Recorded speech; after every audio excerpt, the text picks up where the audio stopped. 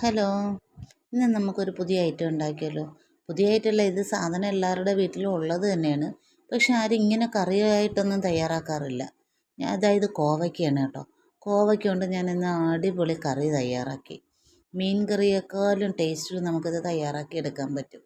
അതിൽ വേണ്ടുന്ന ഞാൻ എടുത്തത് കുറച്ച് കോവയ്ക്ക കഴുകി വൃത്തിയാക്കി ഇതുപോലെ അരിഞ്ഞെടുത്തു. അതിൻ്റെ ഇടയിൽ കുറച്ച് മുറ്റിപ്പോയതുണ്ടായിരുന്നു, കളർ ചേഞ്ച് ചെയ്ത് ഉണ്ട്. ഞാൻ അതും കൂടെ ഇതിലോടൊപ്പം തന്നെ ഇട്ട. എന്നിട്ട് കുറച്ച് കൊച്ചുള്ളി വൃത്തിയാക്കി 2 സവാള അരിഞ്ഞു, ഒരല്പം വെളുത്തുള്ളിയും കൂടെ വൃത്തിയാക്കി വെച്ച്. എന്നിട്ട് ഒരു പാൻ വെച്ച് ചൂടാക്കി വെളിച്ചെണ്ണ ഒഴിച്ചിട്ട് ആദ്യം ഈ കോവയ്ക്ക ഒന്ന് ഒരു പകുതി പരുവത്തിലൊന്ന് വാട്ടിക്കോരി എടുക്കണം. ലോ ഫ്ലെയിമിൽ അല്ലെങ്കിൽ കുറച്ച് മീഡിയത്തിലേക്ക് മാറ്റിക്കൊണ്ട് തീ ആ ക്രമത്തിലാക്കിക്കൊണ്ട് കരിയാതെ അതിനെ ഒന്ന് വാട്ടണം. അതിൻ്റെ പുറം പച്ച കളർ മാറി പകുതി വേവായി കിട്ടും. ആ ഒരു പരുവമാകുമ്പോൾ നമുക്ക് എണ്ണയിൽ നിന്ന് ഇതിനെ ഇനി കോരി മാറ്റി വെക്കണം. ഭയങ്കരമായിട്ട് ഫ്രൈ ആക്കാതെ ഒരു പകുതി പരുവം. ഈ പരുവമാകുമ്പോൾ നമുക്ക് കോരി മാറ്റാം. കോരി മാറ്റിയിട്ട് ബാക്കി എണ്ണ അതിലുണ്ടാവും. നമ്മൾ 2 സ്പൂൺ എണ്ണയാണ് ആദ്യം ഒഴിക്കുന്നത്. മൊത്തം ആ എണ്ണയുടെ ആവശ്യമേ വരുന്നുള്ളൂ. അത് കോരി മാറ്റിയിട്ട് ബാക്കി വരുന്ന എണ്ണയിലേക്ക് നമുക്കൊരല്പം കടുക് ഇട്ട് കൊടുക്കാം. കടുക് പൊട്ടിക്കഴിഞ്ഞതിന് ശേഷം കടുക് പൊട്ടിക്കഴിയുമ്പോൾ നമുക്കതിലേക്ക് 1 2 വറ്റൽമുളക് ഒന്ന് മുറിച്ചതിലേക്ക് ചേർത്ത് കൊടുക്കാം. വറ്റൽമുളക് കൂടെ മുറിച്ച് ചേർത്തിട്ട് അതൊന്ന് മൂത്ത് വരുന്ന സമയമാകുമ്പോൾ നമുക്ക് ആദ്യം കൊച്ചുള്ളി വൃത്തിയാക്കി വെച്ച് കൊച്ചുള്ളി ചേർത്ത് ഒന്ന് ഇളക്കി കൊടുക്കണം. അതൊന്ന് ഇളക്കി കൊടുത്തതിന് ശേഷം സവാളയും അതോടൊപ്പം ചേർക്കാം. സവാളയും കൂടെ ചേർത്തിട്ട് അതും കൂടെ ഒന്ന് നന്നായിട്ട് ഇളക്കുക. ഒരു 2 മിനിറ്റ് ഇളക്കിയിട്ട് അതിലേക്ക് ഒരല്പം കറിവേപ്പിലയും കൂടെ ചേർക്കുക. എന്നിട്ട് ഒരല്പം ഉപ്പും കൂടെ ചേർത്തിട്ട് ഇളക്കുമ്പോൾ ഉപ്പും സവാളയും കൂടെ ചേരുമ്പോൾ അത് പെട്ടെന്ന് വാടി വരും. എന്നിട്ട് നമുക്കതിനെ ഒന്ന് അടച്ചു വയ്ക്കാം.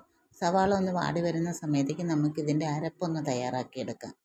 അതിനായി ഒരു മിക്സിയുടെ ജാർ എടുത്തിട്ട് കുറച്ച് തേങ്ങ അതിലേക്ക് ഇടുക. ഇട്ടിട്ട് പിന്നെ നമുക്കതിലേക്ക് എരിവിന് ആവശ്യമായ വറ്റൽമുളക് പൊടിയൊന്നും ചേർക്കണ്ട, നമുക്കിങ്ങനെ അരച്ചെടുക്കുന്നതാണ് ടേസ്റ്റ്. പിന്നെ ഒരല്പം പച്ചമല്ലി അതും അതിനോടൊപ്പം ചേർത്തിട്ട് പിന്നെ നമുക്ക് ചേർക്കേണ്ട 2 വെളുത്തുള്ളി വൃത്തിയാക്കിയതും ചേർത്ത് അല്പം മഞ്ഞൾപ്പൊടിയും കൂടെ ചേർത്തിട്ട് നമുക്കിതിനെ നന്നായിട്ട് അരച്ചെടുക്കാം. വളരെ നന്നായിട്ട് തന്നെ അരച്ചെടുക്കണം. അപ്പോഴത്തേക്കും നമ്മുടെ ഉള്ളി ഇതുപോലെ വാടി വരുന്നു. അപ്പോഴത്തേക്ക് നമ്മൾ വൃത്തിയാക്കി വെച്ച വെളുത്തുള്ളിയും കൂടെ ചേർക്കാം. ഞാൻ ആദ്യം ചേർക്കാൻ മറന്നുപോയി, അതുകൊണ്ടാണ് ഇപ്പം ചേർത്തത്. ആ വെളുത്തുള്ളിയും കൂടെ ചേർത്തൊന്ന് ഇളക്കി 2 മിനിറ്റ് കഴിയുമ്പം നമ്മൾ വറുത്ത് കോരി വെച്ച കോവയ്ക്ക ഇതിലേക്ക് ചേർത്ത് കൊടുക്കണം.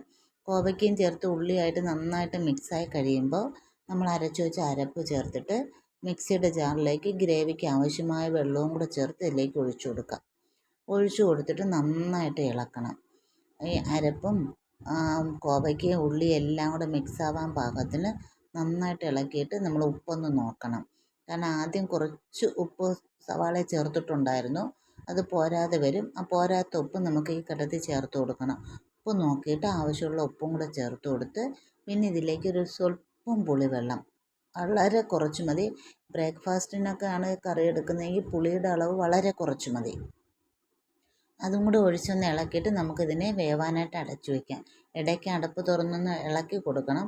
1 2 പ്രാവശ്യം അടപ്പ് തുറന്ന് ഇളക്കി കൊടുത്തിട്ട് വീണ്ടും അടച്ചു വെച്ച് നമുക്ക് ആവശ്യമായ പരുവത്തിൽ ഗ്രേവി കുറുകി വരുന്നത് വരെ നമുക്കത് വേവിച്ചെടുക്കാം.